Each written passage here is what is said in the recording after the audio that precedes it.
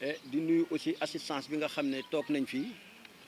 nekk ci Géejawaay laa bokk ak ñi nga xam ne aussi dañu ànd ak ñun ci combat bi en l'occurrence Pape Maïssa mi toog en tant que membre de la société civile ak certains conseils municipaux yoo xam ne de la ville ñoom war nañu ñëw bu fekkee nekk ne point de presse bi jeexagul man nag dans un premier temps damay remercier quand même Ramatoulaye Diène responsable des Amazones lecture bi nga xam ne moom la def donc danaa def sama kéemtulaay kattan pour jéem a résumer pour bañ a guddal ku nekk xam ne ne Géejawaay laa bokk c'est un mouvement citoyen dirigé par Ahmed Aïdara mu nekk structure yoo xam ne ci commune d'arrondissement bu nekk am na ñu ko fa nekkal donc Ahmed avant muy nekk journaliste aussi dafa nekk citoyen dëkk Géejawaay donc lépp lu concerné Géejawaay da ko war a concerné donc ci cadre boobu la ñu toogee fii pour waxtaan ak yéen ci li nga xam ne moom moo sabab waxtaanu tey bi ndax dama koy commencer rek ci commencement bi ku ne xam ne ne Géejawaay laa bokk mi ngi doon xeex pour ay cimetière am à Géejawaay mais dañu waxoon ay cimetière mais waxuñu woon ay lotissement parce que gis nañ ne que ne ñi nga xam ne ñoom ñooy yor instance yi au niveau départemental nekk ci ñuy dirigeant ñi ngi doon mbubboo cimetière yi mais ci gannaaw jàpp nañ ne que ne am na leneen lu ñu laloon lu bokkut ak cimetière moo tax ba nu yuuxoo boobu ba léegi cimetière yi ba tey ba fii ñuy wax ak yéen taxawugul taxawaay bi nga xam ne moom lañ ci soxla ñu jógeeti foofu ñu dem ci problème littoral bi ku nekk xam ne dégg nañ ne que ne ñoom ñu ngi doon demander à ce que suñu autorités yi fi nekk pour que forêt bi nga xam ne moom moo nekk ci littoral bi ñu déclassé ko bu ko defee ñoom ñu mën fa def ay infrastructure ñoom loolu la ñu waxoon ñun ñu ne leen d'accord même bu fekkee ne dañ koy déclassifier ñun dañuy proposer un plan d'aménagement concerté donc loolu lañ joxoon donc ñun musuñu wax dara loo xam ne ñoom teg nañ ko fi ñun ñu teggi ko te apporté wuñ ay propositions mais nag à notre grande surprise Ahmed Aïdara le président mouvement Guédiawaye laa bokk nekk aussi journaliste ci Sen TV ku ko xam-xam ko ci revue de presse yi macha allah yàlla may ko ci fasaa ñu gis ne que ne am na revue de presse bu mu def ne mairie de la ville bu Guédiawaye ak Auchan dañoo lëkkaloo pour que hôtel de ville bi nga xam ne mooy bu yàgg bi ñoom dañ ko bëgg a joxe en location ñu def ko 1 milliard mu def ko revue de presse ñu gis ne revue de presse boobu mu def da koo mujj jural ay ñun nag ñu jàppoon ne ci cadre métier la am na patron donc loolu suñu yoon nekku ci mais par la suite la ñu jàpp ne que ne acharnement la par la suite la ñu jàpp ne que y a un combat politique loolu moo tax quand même ñu traîner ko ci justice pour wan na ko waaye yaakaar naa ne Rama Diène lii mu def nii tey jii ku ko ci tuumaloon yaa ngi koy tooñ ndax defu lu dul liir kon nag nit bu fekkee ne dafa liir nga ne ko dafa laa tuumaal yaakaar naa ne am nga leneen loo bëgg Ahmed nag aussi retourné mu ne nag comme noonu la demee Géejawaay laa dëkk te citoyen la te am na loo xam ne yoon may na ma ko danaa demander ñu jox ma délibération buy wane que ne quand même Auchan ak mairie de la ville am na lu ñu seq ci wàllu lii nga xam ne moom mooy li am man dama soxla quand même ñu jox ma ay papiers yu ko firndeel gis nañ nag ne loolu ba ñu ko defee nekk na vents et marées ndax déposé kayit rek yaakaar naa ne jarul benn tintamarre bi jarul benn bruit bi ba finalement pour indi jàmm dañu mujj bàyyi suñu huissier mu déposé nu ko parce que ñun lépp luy taal Géejawaay du dox ci loolu ba loolu amee nag démb ñu toog dégg que ne le maire de la ville dafa convoqué conseil municipal suba mu am ay aspects yu mu ci signalé ndax nee na kat dafa nekk banqueroute il est déficitaire parce que mairie de la ville amatul xaalis bu ko mën a may mu subvenir à ses besoins ak réalisation yi mu war a def mu def ko donc ci cadre boobu donc dafay demander conseil bu subaa ñu voteel ko pour que lii nga xam ne ñoo fi nekk ay infrastructure nekk loo xam ne askan wee ko moom nekk loo xam ne Géejawaay ko moom da koy demander pour ñu voteel ko pour mu mun ko louer pour mu mën a am koom-koom mu mën a am xaalis boo xam ne dana ci mën a def liggéeyam ñu ne nag waaw moom daf fi waxoon ba jël suñu nit porte plainte ko ci kaw quoi que ne parce que nee nañ kat Auchan la jël ba ko jox maire ville bi nga xam ne mooy bu yàgg bi mu indi fi coow donc bu retourné ñu koy laaj délibération boo xam ne nee nañ na ko jëndee moom mu ne suba nañ ko voter pour hôtel de ville boobu mu mun koo joxe ça pose problème donc problème bi ñu ne nag donc les conseillers municipaux yi nga xam ne ñoom ñoo nekk à la ville de Guédiawaye ñu leen di solliciter di leen demander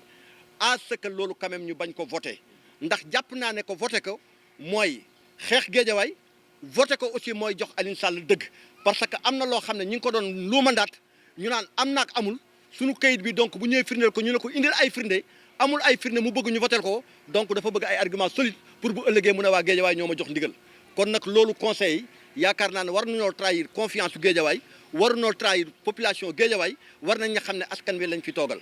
ñu ne deetawaay nag encore beneen point bi ci am mu ne dafa am ay établissement yoo xam ne ay établissement public la ñoo nekk à Guédiawaye muy ay école muy ay yeneen yoo xam ne ñi ngi fi mu ne yee dafa bëgg moom ñi nga xam ne ay doomi Guédiawaye lañu te am loo xam ne tekki nañ ci Guédiawaye te am loo xam ne représenté nañ ko fi dafa leen di tuddee ay école loolu ñu ne ko dañ koy rafetlu ñun waa Guédiawaye laa bokk dañ koy rafetlu waaye nag dañ ne loolu muy def bu mu ko politique parce que mi ngi ci tudd ay kilifa diine di ci tudd ay tarixa yoo xam ne ne da leen di tuddee école mais ñooñu seen cër ak seen màggaay ci réew mi yaakaar naa ne kenn waru leen tudd ci loo xam ne ëllëg dafay indi ay giitangaas wala dafay indi ay problème loolu yaakaar naa ne ñàkk leen respecté loolu dana ko indi te ñun gëm nañ ne tudd gëm leen tuddee du lu mu gëm c'est parce que am na benn règlement politique bu mu bëgg a régler bëgg ko jaaree foofu loolu nag ñu nekk loo xam ne lu ñuy dénoncé la beneen bi nga xam ne aussi mooy li ci des it mooy dégg nañu ne am na koo xam ne muy njiitu réew mi parce que le président de la république ñun ñëpp moo ñu yëlif moo ñu rédigé muy sunu président de la république ñun nangul ko aussi li mu nekk fas yéene ñaan yàlla accompagner ko ci ba yàlla jeexal mandaam waaye nag yaakaar naa ne bu ñuy toog du tuddee établissement ay doomu Guédiawaye ñun dañuy bëgg ñu tuddee ko doomu Guédiawaye waaye duñu wax nag vraiment wax dëgg yàlla ñu koy tuddee njiitu réew mi mais doomu Guédiawaye la ñuy bëgg ñu tuddee ko te dégg nañ ne am na école boo xam ne nee na le président de la république moom la ko bëgg tuddee te jàpp nañ ne dayo président de la république ci Sénégal vraiment ëpp na ñu koy tuddee ay yenn établissement yi en toute sincérité bi ci desit aussi dégg nañu aussi muy wax Iba Der Thiam ne aussi dana ko tuddee école loolu ñun aussi mu nekk lu ñuy dénoncé ñu ne am na fi ay doomu Guédiawaye yoo xam ne tekki nañ fi dara mën nañu ay combat yoo xam ne ay combat yu légitime la ba ñii yàlla moom la leen ñii ba tey ji peut-être que sur le plan économique am na loo xam ne tey ji tiitaru Guédiawaye lañu te taxul ñu tuddal leen école donc loolu aussi dañ ne conseillé bu ñu demee suba nañ ko plaider ñu revoir combat boobu revoir cause boobu xam ne lii ñuy bëgg a def teguwul ci yoon teguwul ci maanaam en grosso modo vraiment que lii tey jii moo nekkoon nga xam ne moom mooy li nekk sabab bi Ahmed nag comme ni ñu koy faral di waxee dafa nekk doomu Guédiawaye nekk citoyen nekk koo xam ne am na loo xam ne da ko taxaw pour di ko xeexal Guédiawaye kon tey jii ñun du suñu cër am loo xam ne politiquement jàpp nañ ne moo tax ñu ko def parce que ba Ahmed Aïdara deful politique deful dara yem ci métier journaliste gis nañ ne que ne am na loo xam ne mosuñu ko ci indil ay jafe-jafe mënuñu ko indil ay coono kon nag tey jii bu ñu toogee ba ñu koy indil ay jafe-jafe ay coono situation yu mel nii ñun li ñu war suñu devoir mooy que ñu nekk benn bopp taxaw nekk benn say fas yéene xeexal Ahmed Aïdara fas yéene xeexal Guédiawaye parce que xeexal Ahmed Aïdara mooy xeexal Guédiawaye en grosso modo daal maa ngi gërëm jigéen ñi di gërëm góor ñi di gërëm jeunes yi di gërëm ñëpp wasalaam li laa amoon ci lu may wax je vous remercie. Voilà. Donc tey li ñu fi dajale woon du lenn lu dul ñun ndaw bi nga xam ne ñoo ànd ak le président de la république féetewoo fii gox bi ñuy wax Golf Sud ñoo fi daje woon pour leeral askan wi ci lënt-lënt yi nga xam ni am na ñoo xam ne ñi ngi taxaw tey pour yàq xelu nit ñi muy Guédiawaye la bokk ci ay allégations yoo xam ne c'est pas fondé pour vous dire que ni démarche bi nga xam ne mooy le conseil de ville dirigé par le maire Aliou Sall di def dafa tegu ci ay loi ak ay tënk yoo xam ni code général des collectivités locales moo ko tënk ci article 87 muy wax ni conseil municipal lépp loo xam ne war na ko def lu jëm ci wàllu budget ak le compte administratif chaque année le maire da koy présenter conseil municipal bi pour mu war ko voter loolu bokk na ci li waral ndaje suba bi ci loolu dafa am yeneen polémique yi nga xam ni ñenn ñi ñu ngi koy indi pour jiixi jaaxa ci xelu nit ñi te li nga xam ni moom la conseil de ville bi di def maire proposé ko le bureau municipal proposé ko le conseil municipal pour demain ñu war ko voter bokk na ci point yooyu li ñuy woowee mettre en location jël ancien hôtel de ville bi nga xamante ni dañ koy mettre en location pour mën ci tirer ay profit mën na jël en charge préoccupation yi nga xam ne moom la maire bi am loolu nag du jaage ni volonté la boo xamante ni maire bi moo ko am wala son ak ay conseils municipaux am dafa fekk ni yoon moo ko may loolu parce que bu ñu fekkee ni dañoo topp li nga xam ne moo tënk collectivités locales yi muy article 185 du code général des collectivités locales li mu wax dafa ni ginnaaw bi mu waxee compétence yi nga xam ne moom la ñu dénk collectivités locales yëpp dafa indi wan ko ni ko nag boo bëggee am xaalis wala pour doxal say mbir ci lii ngay tënku bokk na ci lim ko may pour ñu mën cee jëlee recette pour doxal li nga xam ne moom lañ sant mairie bi bokk na ci exploitation muy domaine man lépp boo xamante ni suuf la wala loo xam ni moomeel la boo xam ne ville bi moo ko moom bokk na ci mën nañ cee citer bâtiment boo xam ne mairie bi moo ko moom mën na ko mettre en location de la même manière mi ngi mel ni nga jël Stade Amadou Barry mettre en location mi ngi mel ni nga am sa salle de spectacle mettre en location ci même dynamique boobu kat la ville bi xam ni am na hôtel de ville bu bees mu gis ne espace boobu dootu ko soxla infrastructure boobu dootu ko soxla mu jël espace bi mettre en location pour mën a répondre exigence ak problème yi nga xam ni moom mooy problème trésorerie bi nga xam ne moom la mairie bi di jànkonteel ces temps-ci ba tey boo ko toppee da lay wax également ay cantine ak lépp loo xamante ni parce que bu ñu fàttee esplanade Amadou Barry dañ fa am depuis bi Aliou Sall ñëwee dañ fa am aménagement parking bi am fa ay cantine te tey benn maire mënul fixeel boppam tarifu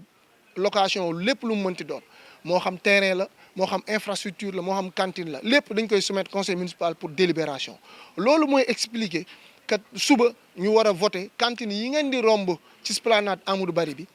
ñun dañoo war a fixer tarif yi également pour permettre ku koy jël mu bañ a nekk nit ki bañ laa neex la wala mu ñàkk la neex wala mu appliquer ko tey wala mu bañ ko appliquer mais day nekk loo xam ne conseil municipal moo koy voter suñ la koy jox ci loolu rek nga mën a tënk mënuñu loo yokkal mënuñu laa wàññeel.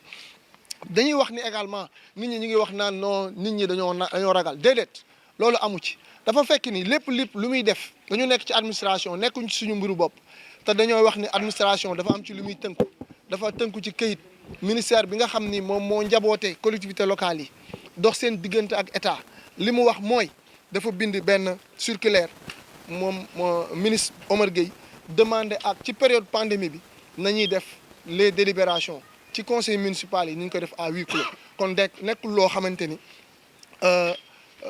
volonté mairie bi la wala bureau municipal recommandation la beneen bi également ñuy wax ni mbir mi yamul foofu su fekkee ni yow amuloo occasion nga